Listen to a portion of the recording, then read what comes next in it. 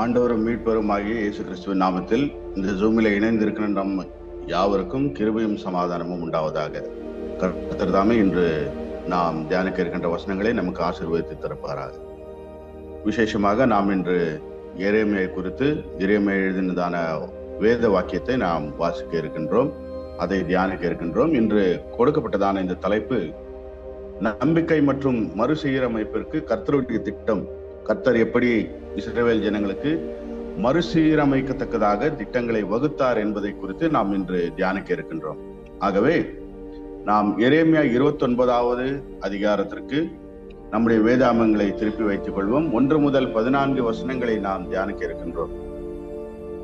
இதிலே நமக்கு கொடுக்கப்பட்டதான இந்த முக்கியமான 29ஆம் அதிகாரத்திலே 11ஆம் வசனம் பொதுவாக எல்லா வலைதளங்களிலும் எல்லா சபைகளிலும் ஒரு ஆசீர்வாதமான ஒரு வசனமாக கொடுக்கப்படுகிறது அல்லது கொடுக்கப்பட்டு வந்து கொண்டு இருக்கிறது. நீங்கள் எதிர்பார்க்கும்படிக்கு முடிவை உங்களுக்கு கொடுக்கும்படிக்கு நான் உங்கள் பேரில் நினைத்திருக்கிற நினைவுகளை அறிவேன் என்று கர்த்தர் சொல்லுகிறார். அவைகள் தீமைகளுக்காக அல்ல, சமாதானத்துக்கு ஏதுவான நினைவுகளே என்பதாக வேதாகமத்திலே நாம் இந்த வசனங்களை நாம் பார்க்கிறோம். கர்த்தருக்குள் பிரியமானவர்களே, சற்று நாம் எரேமியாவை குறித்து நமக்கு நன்றாகவே தெரியும். இருந்தாலும் அவர் ஒரு புலம்புகின்ற ஒரு மனிதனாக காணப்பட்டார். நாம் வேதாகமத்திலே பார்க்கிறோம், இயேசு கிறிஸ்து ஜனங்களை பார்த்து மனதுருகினார் என்பதாக பார்க்கிறோம். சில நேரங்களிலே மறிக்கும் பொழுது இயேசு கண்ணீர் விட்டார் என்பதாக நாம் வாசிக்கிறோம். அவ்வண்ணமே இன்று கூட இந்த எரேமியா குறித்து நாம் பார்க்கும் பொழுது எரேமியா ஒரு நாடு கடத்தப்பட்டதான ஜனங்களுக்காக அவர் பரிதபிக்கிறதை பார்க்கிறோம். அதாவது அவர் ஒரு லெட்டர் எழுதி கொடுத்து அனுப்புகிறார். லெட்டர் எழுதி அந்த சீரியாவில் சிரியா அல்லது ஈராக் என்பதாக இப்பொழுது அழைக்கப்படுகின்றதான பாபிலோன் தேசத்திற்கு அந்த ராஜாவினிடத்திற்கு ஒரு லெட்டர் எழுதி கொடுத்து அனுப்புகிறார். அதை குறித்து தான் நாம் பார்க்க இருக்கிறோம். விசேஷமாக நாம் பார்க்கும் பொழுது இந்த எரேமியா அதிகமாக ஜனங்களை பார்க்கும் பொழுது அவர் புலம்புவார். இப்படி எல்லாம் அழிந்து போகிறார்களே. பொதுவாக நாம் என்ன செய்வோம், யாராவது தப்புகளை செய்யும் பொழுது அவங்க 2 முறை பட்டாதான் அவனுக்கு புரியும், அவனுக்கு கீழே விழுந்து எழுந்து வரட்டும், அப்பதான் புத்தி வரும் என்பதாக நாம் சொல்லுவோம். இது மனித இயல்பு. ஆனால் இங்கு இயேசு கிறிஸ்துவை போன்றதான ஒரு மனப்பாங்கு எரேமியாக்கு இருக்கிறதை நாம் பார்க்கிறோம். ஜனங்கள் அழியும் பொழுது, ஜனங்கள் பாவம் செய்யும் பொழுது அவர் மனது உருகிறார், புலம்புகிறார். அப்படி புலம்புகின்றதான காரியத்தை நாம் இன்று பார்ப்பதில்லை. இருந்தாலும் அப்படி புலம்புகின்றதானவர் எப்படி இஸ்ரவேல் ஜனங்கள் மறுசீரமைப்பு, அதாவது ரெஸ்டோரேஷன் என்பதாக செய்வார்கள், பழைய நிலைமைக்கு எப்படி கொண்டு வருவது, எப்படி ஆண்டவர் கொண்டு வரப்போகிறார் என்பதை குறித்து நாம் இன்று தியானிக்க இருக்கின்றோம். 1ஆம் வசனத்திலே பார்க்கிறோம், எகோனியா என்னும் ராஜாவும் ராஜஸ்திரியும் பிரதானிகளும் யூதாவிலும் எருசலேமிலும் உள்ள பிரபுக்களும் தச்சரும் கொல்லரும் எருசலேமை விட்டு புறப்பட்டு போன பிற்பாடு, அதாவது நல்ல ஒரு கலைகளை உள்ளதான ஜனங்கள், புத்திசாலிகளாக இருக்கின்றதான எல்லா ஜனங்களையும் பாபிலோன் தேசத்து ராஜா சிறைப்பிடித்துக் கொண்டு போய்விட்டான். 2 முறை அவன் பிடித்தான். ஒன்று 586 கிறிஸ்துவுக்கு முன்பு 586 ஒரு முறை சிறைப்பிடித்தான் யூதாவை. அதற்கு முன்பதாக இஸ்ரவேல் நாட்டை அசீரியர்கள் கைப்பிடித்தார்கள். அசீரியர்கள் அவர்களை கைப்பற்றும் பொழுது கிறிஸ்துவுக்கு முன்பு 722 பிடித்தார்கள். அதன் பின்பு 586 ராஜா பாபிலோனிய ராஜாவாகிய நேபுகாத்நேசர் கைப்பற்றினார். அதற்கு பின்பு ஒரு 6 வருடங்கள் கழித்து, அதாவது 580 முதல் 586 கைப்பற்றினார். அதன் பின்பு 580 அவர் அநேக ஜனங்களை அழைத்து கொண்டு போய்விட்டார். அதாவது பொதுவாக சிறைப்பிடிக்கும் பொழுது அவங்க என்ன பண்ணுவாங்கன்னா, குடும்பத்தில் இருக்கின்றதான பாதி பேரை விட்டுருவாங்க. நல்ல புத்திசாலி, நல்ல வேலை செய்கிற ஆட்கள், இப்படிப்பட்டதானவர்களை அவர்கள் சிறைப்பிடித்துக் கொண்டு போய்விடுவார்கள் ஈராக்கு. இன்று நாம் ஈராக் என்பதாக நாம் அழைக்கிறோம். சோ அந்த ஊருக்கு போன பின்பு என்ன நடந்தது என்பதை குறித்து 2ஆம் வசனத்திலே போடப்பட்டிருக்கிறது. எரேமியா தீர்க்கதரிசி சிறைப்பட்டு போன மூப்பர்களில் மீதியானவர்களுக்கும் ஆசாரியர்களுக்கும் தீர்க்கதரிசிகளுக்கும் நேபுகாத்நேசார் சிறைப்படுத்தி எருசலேமிலிருந்து பாபிலோனுக்கு கொண்டு போன சகல ஜனங்களுக்கும் எழுதினது அல்லது எழுதி என்பதாக அப்போ இங்க இருந்து சிறைப்பிடிக்கப்பட்டதான ஜனங்களுக்கு பாபிலோனிய தேசத்திலே அவர் இருக்கின்றதான ஜனங்களுக்கு எழுதுகிறார். யூதாவின் ராஜாவாகிய சிதேக்கியா, நீங்கள் பார்க்கும் பொழுது சிதேக்கியா என்பதாக ராஜா இருந்தார். ஆனால் இவர் யோயாக்கீம் என்கின்றதான ராஜா இருக்கும் பொழுதும் இந்த எரேமியா தீர்க்க தரிசனம் சொன்னார் என்பதாக நமக்கு நன்றாக தெரியும். ஆகவே நேபுகாத் நேச்சாரிடம் கொடுக்கும்படி சாப்பானின் குமாரனாகிய எலியாசார் கையிலும் இலக்கியாவின் குமாரனாகிய எமாரியாவின் கையிலும் கொடுத்து எருசலேமிலிருந்து பாபிலோனுக்கு அனுப்பின நிருபத்தின் விவரம் என்பதாக பார்க்கிறோம். இஸ்ரவேலின் தேவனாகிய சேனைகளின் கர்த்தர் தாம் எருசலேமிலிருந்து பாபிலோனுக்கு சிறைப்பட்டு போன அனைவருக்கும் அறிவித்துக் கொள்வது என்னவென்றால், நீங்கள் வீடுகளை கட்டி குடியிருந்து தோட்டங்களை நாட்டி அவைகளின் கனிகளை சாப்பிடுங்கள் என்பதாக இங்கு சொல்லப்படுகிறது. நீங்கள் அடிமைத்தனத்துக்கு போனாலும் வீடுகளை கட்டி தோட்டங்களை நாட்டி அவைகளை கனிகளை சாப்பிடுங்கள் என்பதாக சொல்லுகிறதை பார்க்கிறோம். அதுதான் தேவனுடைய உள்ளம், ஒரு தாயினுடைய உள்ளமாக பார்க்கிறோம். சில நேரங்களை தண்டிக்கும் பொழுதும் என்ன செய்யப்படுகிறது? அவர்களை ஆசீர்வதிக்கிறார்கள். 6ஆம் வசனத்திலே நாம் பார்க்கிறோம். அப்போ உம்முடைய குமாரத்தைகளும் புருஷர்களையும் கொடுங்கள், இவர்களுக்கு குமாரர்களையும் குமாரத்தைகளையும் பெறட்டும் என்று அங்கே குறுகாமல் பெருகி என்பதாக நாம் இங்கு பார்க்கிறோம். கர்த்தருக்குள் பிரியமானவர்களே, பொதுவாக ஒருத்தருக்கு பனிஷ்மெண்ட் கொடுக்கும் பொழுது பொதுவாக எல்லாமே சபிப்பார்கள், நீ நாசமா போனோம் அப்படின்னு என்பதாக சொல்லுவார்கள். ஆனால் ஆண்டவர் இங்க என்ன சொல்லுகிறார்கள்? நீங்கள் சிறையில இருந்தாலும் நான் உங்களுக்கு தேவனாக இருக்கிறேன், நீங்கள் கல்யாணம் பண்ணுங்க, குமாரத்திகளை பெறுங்கள், நீங்கள் பெண் கொடுத்து பெண் வாங்குங்கள், இப்படி எல்லாம் செய்யுங்கள் என்பதாக ஆசீர்வாதமாக இருங்கள். ஆனால் நீங்கள் அடிமைத்தனத்தில் தான் 70 வருஷ காலங்கள் நீங்கள் இருக்க போகிறீர்கள் என்பதை இங்கு ஆண்டவர் சொல்லுகிறதை எரேமியன் மூலமாக சொல்லுகிறார். நான் உங்களை சிறைப்பட்டு போக பண்ணின பட்டணத்தின் சமாதானத்தை தேடி அதற்காக கர்த்தரை விண்ணப்பம் பண்ணுங்கள். அதற்கு சமாதானம் இருக்கையில் உங்களுக்கு சமாதானம் இருக்கும். பட்டணத்திலே பொதுவாக நம்முடைய ஊர்களிலோ நம்முடைய நாடுகளிலோ நாம் சமாதானமாக இருக்க வேண்டும் என்பதாக நாம் நினைப்போம். ஆனால் இஸ்ரவேல் ஜனங்கள் சமாதான பட்டணத்திலே தான் இருந்தார்கள். எருசலேம் யெரூஷலேம் என்பதாக சொல்லும் பொழுது சமாதான பட்டணம் என்பதாக பொருள்.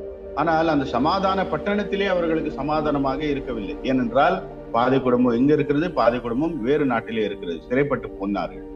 ஆகவே தான் இங்கு சொல்லப்படுகிறது, உங்களுடைய விண்ணப்பம் பண்ணுங்கள், கர்த்தரிடத்திலே விண்ணப்பம் பண்ணுங்கள், உங்களுடைய பட்டணத்திலே சமாதானம் இருக்கத்தக்கதாக, அப்பொழுதுதான் நீங்களும் சமாதானமாய் இருப்பீர்கள் என்பதாக இங்கு சொல்லப்படுகிறது நாம் பார்க்கிறோம். கர்த்தருக்குள் பிரியமானவர்களே, அநேக சபைகளிலே நீங்கள் கர்த்தர் உங்களை ஆசீர்வதிப்பாராக, சமாதானத்தோடு போக கடவோம் என்பதாக சபைகளிலே சொல்கிறது நீங்கள் கேட்டு இருப்பீர்கள், அல்லது நீங்களே அந்திம ஆசீர்வாதத்தை நீங்கள் சொல்லி இருப்பீர்கள். ஆகவே நாம் இங்கு பார்க்கிற காரியம் சமாதானமாக இருக்க வேண்டும் என்பதற்காக சமாதானத்தின் பிரபு நமக்கு வந்தார். சமாதான பிரபு என்பதாக ஏசாயாவுடைய தீர்க்க தரிசன புஸ்தகத்திலே நாம் பார்க்கிறோம், 9ஆம் அதிகாரத்திலே சமாதான பிரபு என்பதாக. அப்போ நமக்கு சமாதானமாக இல்லாத பொழுது நம்ம இன்றைய காலகட்டங்களிலே நமக்கு சமாதானத்தை கொடுக்கத்தக்கதாக இயேசு கிறிஸ்து வந்தார். இப்பொழுது பரிசுத்த ஆவியானவரும் அதற்கு உறுதுணையாக இருக்கிறார். கர்த்தருக்குள் பிரியமானவர்களே, நாம் சில நேரங்களில் சிறைப்பட்டு போகிறோம். சிறைப்பட்டு போகும் பொழுதும் பாவமாக இருக்கலாம், அல்லது சில காரியங்களுக்கு அடிமைத்தனமாக இருக்கலாம். இப்படி நாம் சிறைப்பட்டு போகும் பொழுது ஆண்டவருடைய வசனம் சொல்லுகிறது, அதற்காக கர்த்தரை விண்ணப்பம் பண்ணுங்கள், ஜெபம் பண்ணி உங்களுக்கு சமாதானம் வரத்தக்கதாக ஜெபம் பண்ணுங்கள் என்பதாக இங்கு கர்த்தர் எரேமியாவிடம் சொல்ல அனுப்புகிறது நாம் பார்க்கிறோம். மேலும் உங்கள் நடுவில் இருக்கிற உங்கள் தீர்க்கதரிசிகளும் உங்கள் குறிக்காரரும் உங்களை மோசம் போக்க ஒட்டாதிருங்கள். சொப்பனம் காணுகிற உங்கள் சொப்பனக்காரரும் செவி கூடாமலும் இருங்கள் என்று இஸ்ரவேலின் தேவனாகிய சேனைகளின் கர்த்தர் சொல்லுகிறார்.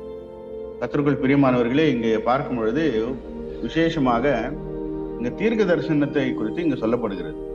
அன்றைய காலகட்டங்களில் பார்ப்பீர்களான இதே அதிகாரத்திலே நீங்கள் இதற்கு பின்பு வருகின்றதான வசனங்களை நீங்கள் வாசிக்கும் பொழுது அவருடைய பெயர்களும் போடப்பட்டிருக்கிறோம்.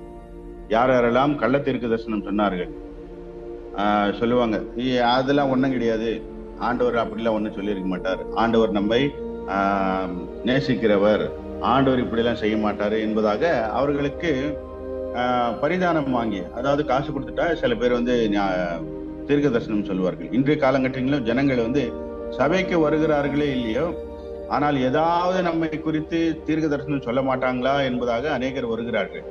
வசனமே தீர்க்க தரிசனமான வசனம் தான் என்பதை நாம் தெரிந்து கொள்ள வேண்டும்.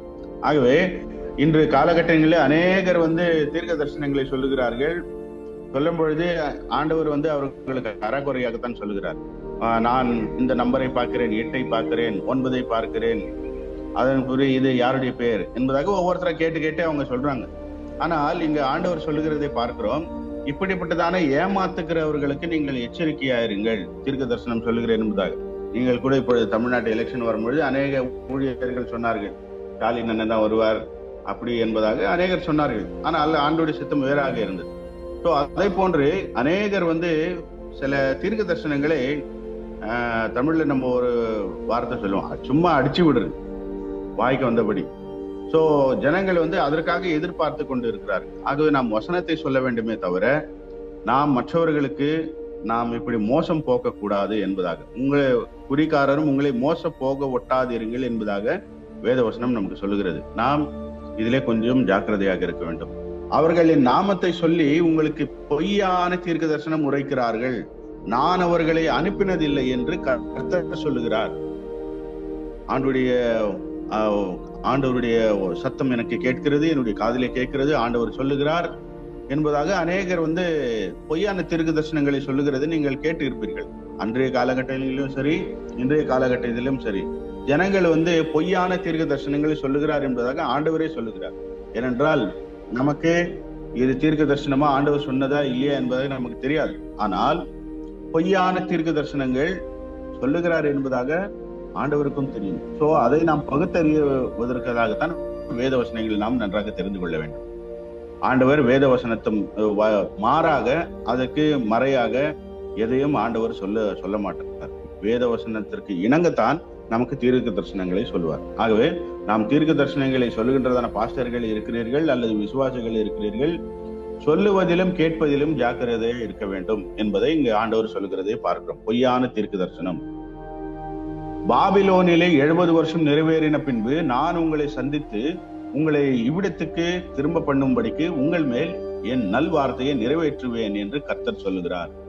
ஆண்டவர் நான் சொன்னதான காரியங்களை நிறைவேற்றுவேன், ஆனால் நீங்கள் 70 வருஷம் தண்டனையை அனுபவித்துத்தான் தீர வேண்டும் என்பதாக. ஆனால் இன்றைய காலகட்டங்களிலே நமக்கு தண்டனை கிடையாது. ஏனென்றால் இயேசு நமக்காக அனைத்தையும் சுமந்து கொண்டார். ஃபாதர் பாடுவார், இயேசு சுமந்து கொண்டாரே, நான் சுமக்க தேவையில்லை என்பதாக. ஆகவே நம்முடைய தண்டனைகள் எல்லாம் ஆண்டவர் சுமந்து கொண்டார், நாம் சுமக்க தேவையில்லாமல் இருக்கிறோம். ஏனென்றால் இயேசு கிறிஸ்து நமக்காக சுமந்தார். நீங்கள் எதிர்பார்க்கும்படி முடிவை உங்களுக்கு கொடுக்கும்படிக்கு நான் உங்கள் பேரில் நினைத்திருக்கிற நினைவுகளை அறிவேன் என்று கர்த்தர் சொல்லுகிறார். அவைகளை தீமைக்காக கல்ல, சமாதானத்துக்கு எதுவான நினைவுகள் என்பதாக. இந்த வசனம் தான் நமக்கு மனப்பாட வசனமாக இருக்கிறது. அநேகர் சபைகளில் நீங்கள் சொல்லியிருப்பீர்கள், நீங்கள் எதிர்பார்த்திருக்கும் முடிவை உங்களுக்கு கொடுக்கும்படி நான் உங்கள் பேரில் நினைத்திருக்கிற நினைவுகளை அறிவேன் என்று கர்த்தர் சொல்லுகிறார். அவைகள் தீமைகளுக்காக அல்ல, சமாதானத்துக்கு ஏதுவான நினைவுகள். சில நேரங்களில் ஆண்டவர் நம்மை சிட்சிக்கும் பொழுது, தண்டனை வேறு சிட்சிக்கும் பொழுது, பொதுவாக ஆண்டவர் தண்டனை கொடுப்பது குறைவாக இருந்தாலும் சிட்சிப்பது அதிகமாக இருக்கும். ஏனென்றால் சிட்சிப்பது அதுல ஒரு அன்பு இருக்கும், அதுல ஒரு வழிநடத்துதல் இருக்கும். ஆகவே ஆண்டவர் நம்ம சிட்சிக்கும் பொழுது அவை நமக்கு தீமைக்காக அல்ல, சமாதானத்துக்கு எதுவாகத்தான் நமக்கு இருக்கும் என்பதாக வேதாங்கத்தில் நான் பார்க்கிறோம். அப்பொழுது நீங்கள் கூடி என்னை தொழுது கொண்டு என்னை நோக்கி விண்ணப்பம் பண்ணுவீர்கள், நான் உங்களுக்கு செவி கொடுப்பேன். சோ எப்பொழுது நாம் மனம் திரும்பி ஆண்டவருடைய சத்தத்துக்கு நாம் கேட்கிறோமோ, எப்பொழுது நாம் மனம் திரும்புகிறோமோ, எப்பொழுது நாம் விண்ணப்பம் செய்கிறோமோ, அப்பொழுது ஆண்டவர் செவி கொடுப்பேன் என்பதாக சொல்லுகிறார். ஆகவே ஆண்டவருக்கு செவி கொடுக்க முடியாத காரியங்கள் நம்மிடத்தில் ஏதாவது இருக்கிறதா என்பதை நாம் சற்று ஆராய்ந்து பார்க்க வேண்டும். அது மட்டும் இல்லாமல் உங்கள் முழு இருதயத்தோடும் என்னை தேடுவீர்களானால் என்னை தேடுகையில் கண்டுபிடிப்பீர்கள் என்பதாக சொல்லப்படுகிறது. முழு இருதயத்தோடும். ஆகவே தான் புதிய ஏற்பாட்டில் சொன்னார், உன் முழு இருதயத்தோடும், முழு ஆத்மாவோடும், உன் முழு இதயத்தோடும் தேவனை ஆராதனை பண்ணுங்கள் அல்லது தேடுங்கள் என்பதாக இங்கு சொல்லப்படுகிறது. எங்கே 2-3 பேர்கள் இருக்கிறார்கள், அவர்கள் மத்தியிலே இயேசு கிறிஸ்து இருக்கிறார் என்பதாக நாம் வேதாங்கத்திலே பார்க்கிறோம். ஆகவே பழைய ஏற்பாட்டிலே நீங்கள் தேடுங்கள் என்பதாக சொல்லும் பொழுது அவர்கள் தேட வேண்டும். ஆனால் இப்பொழுது நாம் தேட தேவையில்லை, நாம் இப்பொழுது நாம் எங்கே இருக்கிறோமோ அங்கே ஜெபிக்கும் பொழுது அவர் நம்முடைய மத்தியிலே இருக்கிறார் என்பதை நாம் உணர்ந்து கொள்ள வேண்டும். அது முழு இருதயத்தோடு செய்ய வேண்டும், அரைக்குறை இருதயத்தோடு அல்லது மனதோடு செய்யக்கூடாது என்பதை. நான் உங்களுக்காக காணப்படுவேன் என்று கர்த்தர் சொல்லுகிறார். I will reveal my self என்பதாக இங்கு சொல்லப்படுகிறது. I will be found you. நான் உங்களுக்கு காணப்படுவேன் என்பதாக சொல்லுகிறார். I will return away from your captivity. நான் உங்களை சிறையிருப்பிலிருந்து திரும்ப பண்ணி என்பதாக வேதாகமத்திலே நாம் பார்க்கிறோம். எல்லா ஜாதிகளும் எல்லா இடங்களிலும் உங்களை சேர்த்து நான் உங்களை விலக்கி இருந்த ஸ்தலத்துக்கே உங்களை திரும்ப வர பண்ணுவேன் என்று கர்த்தர் சொல்கிறார். ஆண்டவர் நமக்கு சொல்கின்றதான முக்கியமான ஒரு காரியம், நாம் இருக்கின்ற நிலைமையை காட்டிலும் நாம் பழைய நிலைமைக்கு எப்படி நாம் ஆண்டவருடைய சத்தத்தை ஆண்டவருடைய சித்தத்தை நாம் விலகி போய்விட்டோமோ அப்படி விலகி போகாதபடிக்கு நாம் ஆண்டவரை தேடும் பொழுது, அவரை நாம் நம்முடைய மனதை நாம் மாற்றிக்கொள்ளும் பொழுது ஆண்டவர் நம்மை மறுசீரமைக்கத்தக்கதாக ஆண்டவர் நமக்கு பலத்தை அளிப்பார். நாம் விடாமுயற்சியுடன் ஜெபிக்கத்தக்கதாக கர்த்தருடைய வாக்குறுதிகளை வாசிக்கத்தக்கதாகவும் நமக்கு வேதாகம வசனம் நமக்கு உதவுகின்றன. ஆகவே நம்முடைய வாழ்க்கை பாடத்தை நாம் என்ன கற்றுக்கொள்ள வேண்டும் என்றால், நாம் எப்படிப்பட்ட ஒரு சூழ்நிலையிலும் நாம் கர்த்தரை நோக்கி கூப்பிட வேண்டும் என்பதை நாம் பார்க்கிறோம். இந்த ஸ்லைடிலே நாம் பார்க்கிறோம். ஆகவே நாம் எல்லா விதமான நேரத்திலும் ஆண்டவரை நாம் நோக்கி கூப்பிட வேண்டும் என்பதை குறித்து பார்க்கிறோம். இன்று கூட நாம் ஒரு மிஷனரி அல்லது ஒரு நமக்கு தெரிந்தும் தெரியாத ஒரு காரணமாக இருக்கலாம்.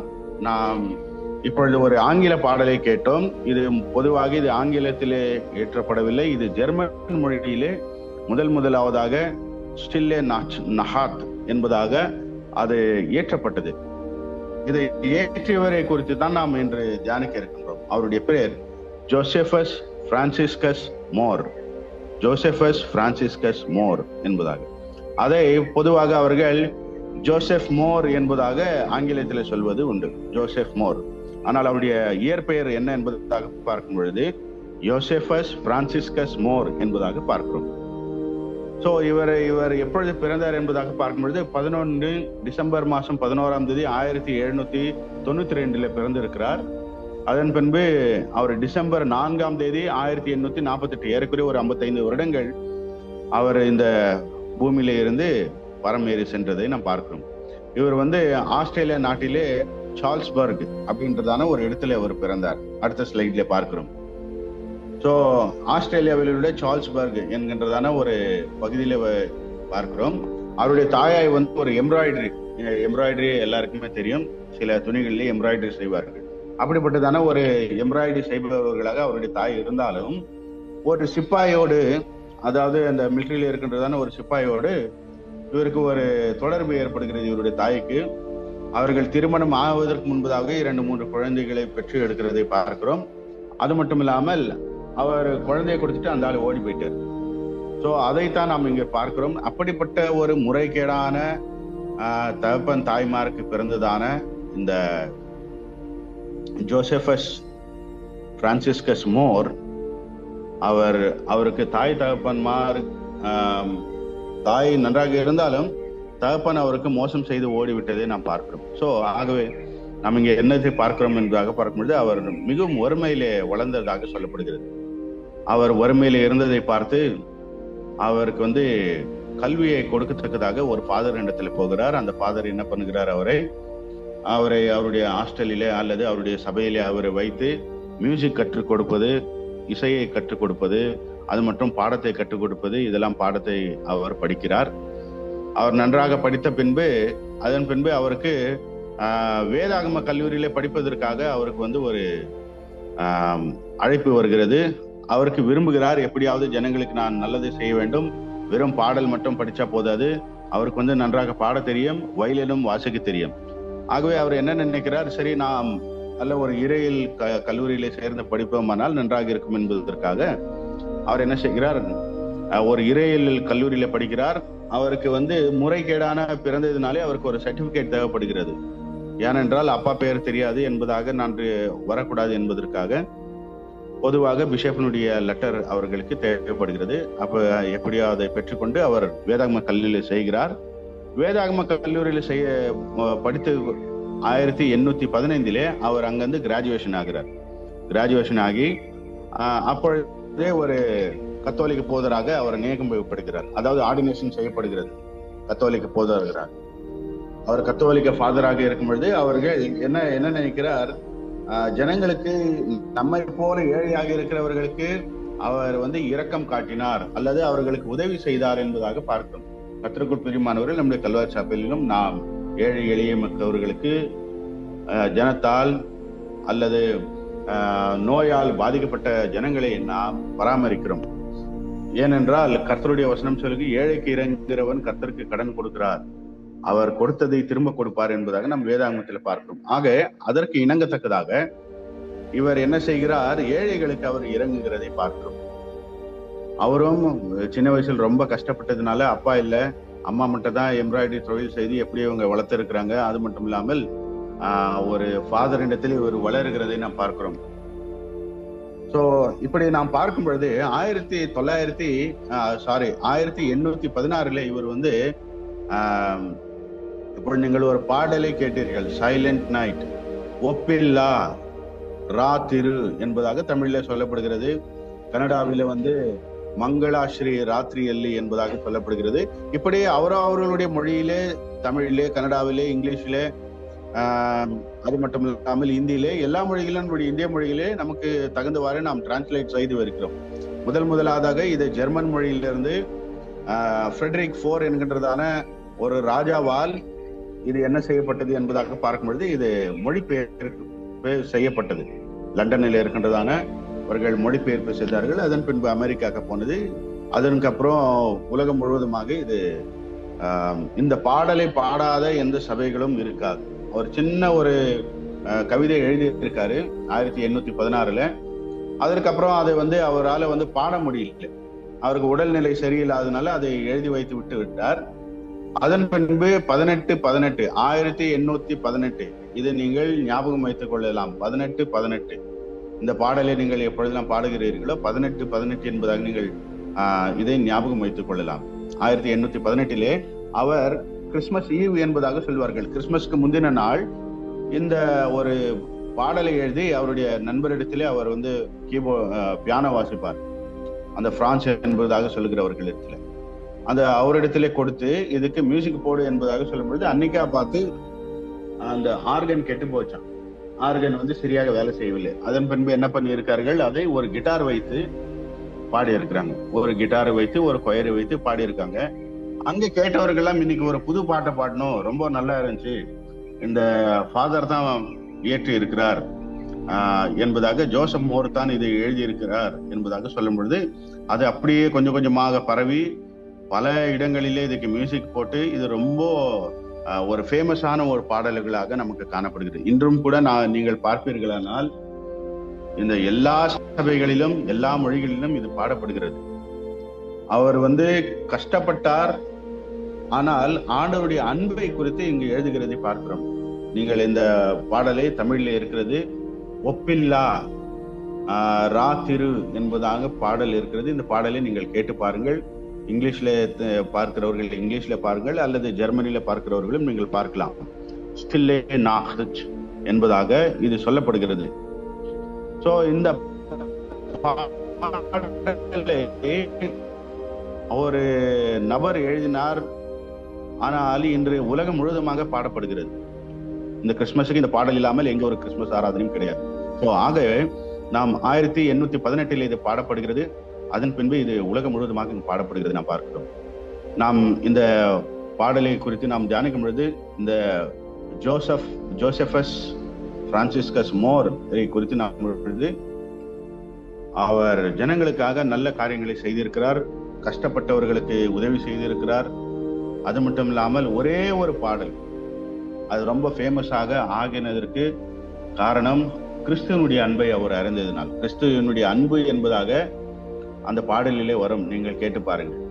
அப்போ அந்த கிறிஸ்துவனுடைய அன்பை குறித்து மனுஷன் நம்மளை கைவிட்டு போக விடலாம், ஆனால் சைலண்ட் நைட், அதாவது ராத்திரியிலே கூட அந்த சைலண்டாக இருக்கின்றதான அந்த ராத்திரியிலே கூட நமக்காக ஒரு ராஜா பிறந்தார், அவர் அன்பின் ராஜா என்பதாக இங்கு சொல்லப்படுகிறது நாம் பார்க்கிறோம்.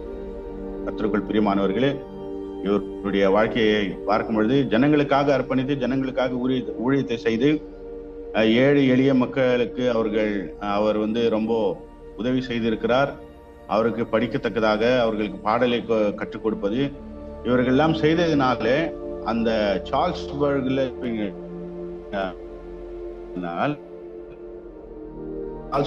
இப்பொழுது கூட ஆஸ்திரேலியா நாட்டிலே இருக்கிறது. அந்த இப்பொழுதும் உலகத்திலே அந்த கிறிஸ்தவத்திற்கு மட்டும் இல்லாமல் அது மியூசிக்கு ரொம்ப ஃபேமஸான ஒரு இடமாக காணப்படுகிறது, ஆஸ்திரேலியா சால்ஸ்பர்க். ஸோ அப்படிப்பட்டதான ஒரு நபரை குறித்து நாம் பார்த்தோம். ஒரு ஃபாதராக இருந்தாலும், கத்தோலிக்க ஃபாதராக இருந்தாலும், சிறு வயதுல ரொம்ப கஷ்டப்பட்டவராக இருந்தாலும், ஆண்டவருக்காக எழுதின ஒரே ஒரு பாடல் காலகாலமாக அழியாமல் இருக்கிறதை நாம் பார்க்கிறோம். கர்த்தருக்குள் பிரியமானவர்களே, அவர் டிசம்பர் 4 1848 மிகவும் சிறு வயதிலே 55 வயதுக்குள்ளாக அவர் மரித்து விடுகிறதை நாம் பார்க்கிறோம். அவருடைய உடல்நிலை சரியில்லாதனால லம் ஃபெயிலியர் என்பதாக சொல்லப்படுகிறது. அதாவது நுரையீரல் அவருக்கு சரியில்லாத காரணத்தினால் அவருக்கு நோய் அவருக்கு மூச்சு திணறல் ஏற்பட்டு அவர் ஹார்ட் அட்டாக்கிலே மரித்து விட்டார் என்பதாக சொல்லப்படுகிறது. கர்த்தருக்குள் பிரியமானவர்கள், நாம் உயிர் இருக்கும் வரை கர்த்தருக்காக ஏதாவது ஒரு காரியத்தை செய்யும். அல்லது ஒரு பாடலாக இருக்கலாம், ஒரு வசனமாக இருக்கலாம், ஒரு வாசகமாக இருக்கலாம். கர்த்தருக்காக நம்முடைய கஷ்டங்களையே நாம் பார்க்காதவாறு ஆண்டவருக்கென்று ஏதாவது ஒரு காரியத்தை நாம் செய்யும். ஆண்டவருக்கென்று நாம் ஏதாவது ஒரு காரியத்தை செய்யும் பொழுது காலத்தால் அழிக்கப்படாத ஒரு காரியமாக அது தொடரும். இவர் ஒரு சின்ன ஒரு கவிதை எழுதினார். ஆனால் அந்த கவிதைக்கு மியூசிக்கை போட்டு அவர் பாடும் பொழுது உலகத்திலே இருக்கின்றதான அநேக ஜனங்கள் இதை பாடுகிறதை நாம் பார்க்கிறோம். எல்லா மொழிகளிலும் பாடப்படுகிறது. ஆகவே நாம் செய்கின்றதான இன்று ஆரம்பம் அற்பமாக இருக்கலாம், ஆனால் முடிவோ சம்பூர்ணமாக இருக்கும் என்பதாக வேதாகமத்தில் நாம் பார்க்கிறோம். ஆகவே இந்த அற்பமான ஆரம்பத்தை நமக்கு ஆண்டவர் ஆதரிப்பார். நாம் ஜெபிப்போம். வல்ல ஆண்டவரே, இந்த காலை நேரத்திற்காக நாங்கள் ஜெபிக்கின்றோம். எரேமியாவை போல நாங்கள் உருக்கம் உள்ளவர்களாக, ஜனங்களுக்காக நாங்கள் உருக்கம் உள்ளவர்களாக இருக்கத்தக்கதாக எங்களுக்கு கிருபை செய்யும். ஜனங்களுக்காக பரிதபிக்கின்றதான பிள்ளைகளாகவும், ஜனங்களுக்காக நாங்கள் எங்களுடைய உள்ளத்தையும் இல்லத்தையும் நாங்கள் சந்தோஷப்படுத்திக் கொள்ளத்தக்கதாக, ஆண்டவரே கர்த்தருக்கென்று உண்மை உத்தமமாக ஊழியம் செய்யத்தக்கதாக எரேமியாவை போன்ற, அது மட்டும் இல்லாமல் ஜோசப் பிரான்சிஸ்கர் ஜோசப் மோரை போல நாங்கள் ஜனங்களுக்காக ஏதாவது ஒரு காரியத்தை செய்யத்தக்கதாக, இந்த சிறியரில் நீங்கள் எதை செய்தீர்களோ எனக்கே செய்தாயிற்று என்பதாக சொல்லுகின்ற பிரகாரம் ஆண்டவரே நாங்கள் உமக்கென்று ஊழியத்தை செய்யத்தக்கதாக, உமக்கென்று ஏதாவது ஒரு சிறிய காரியத்தை செய்யத்தக்கதாக எங்களுக்கு கிருபை செய்யும். எங்களை ஆசீர்வதியும். வருகின்றதான நாட்களிலே நாங்கள் அநேகருக்கு ஆசீர்வாதமாக இருக்கத்தக்கதாக ஜெபிக்கின்றோம். கல்வாரி சபையில் இருக்கின்றதான ஒவ்வொரு ஊழியர்களுக்காக ஜெபிக்கின்றோம். உயிரை பணையம் வைத்து வட இந்தியாவிலே ஊழியம் செய்கின்றதான ஒவ்வொரு ஊழியர்களுக்காக ஜெபிக்கின்றோம். எல்லா பாஸ்டர்ஸ் அண்ட் இவாஞ்சலிஸ்டுக்காக ஜெபிக்கின்றோம். வார்டன் வேலை செய்கிறவர்கள், கார்டன் வேலை செய்கிறவர்கள், ஓட்டுநர்களாக இருக்கிறவர்கள், சப்போர்ட்டிங் ஸ்டாஃபாக இருக்கிறவர்கள் ஒவ்வொருவரையும் நாங்கள் பேராக தொட்டு ஆசீர்வதிக்கிறோம். கர்த்தருக்கென்று ஏதாவது ஒரு காரியத்தை செய்யத்தக்கதாக நாங்கள் உமக்கென்று கனத்தையும் மகிமையும் ஏற்கின்றவனமாக எங்களுடைய செய்கைகள் இருக்கத்தக்கதாக, எங்களுடைய காரியங்கள் இருக்கத்தக்கதாக, உமக்கே கனத்தையும் துதியும் ஏற்கின்றவனமாக இருக்கத்தக்கதாக எங்களை ஆசீர்வதியும். அநேகருக்கு நாங்கள் ஆசீர்வாதமாக இருக்கத்தக்கதாக, கிறிஸ்து இயேசுவுக்குள்ளாக கல்வாரி சாப்பல் நிறைவாக இருக்கத்தக்கதாக ஜெபிக்கின்றோம். காத்துக்கொள்ளும் வழிநடத்தும் கிறிஸ்துவின் வழியாய் வேண்டுகிறோம் பிதாவே. ஆமேன்.